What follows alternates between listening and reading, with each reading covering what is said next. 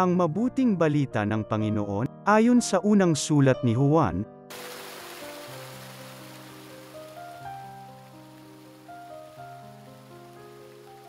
Mga pinakamamahal, mag-ibigan tayo sapagkat mula sa Diyos ang pag-ibig.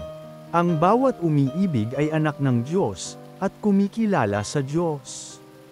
Ang hindi umiibig ay hindi kumikilala sa Diyos, sapagkat ang Diyos ay pag-ibig. Inihayag ng Diyos ang kanyang pag-ibig sa atin nang suguin niya ang kanyang bugtong na anak upang magkaroon tayo ng buhay sa pamamagitan niya. Ito ang pag-ibig, hindi sa inibig natin ang Diyos kundi tayo ang inibig niya at sinugo ang kanyang anak upang maging handog sa ikapagpapatawad ng ating mga kasalanan. Ang mabuting balita ng Panginoon.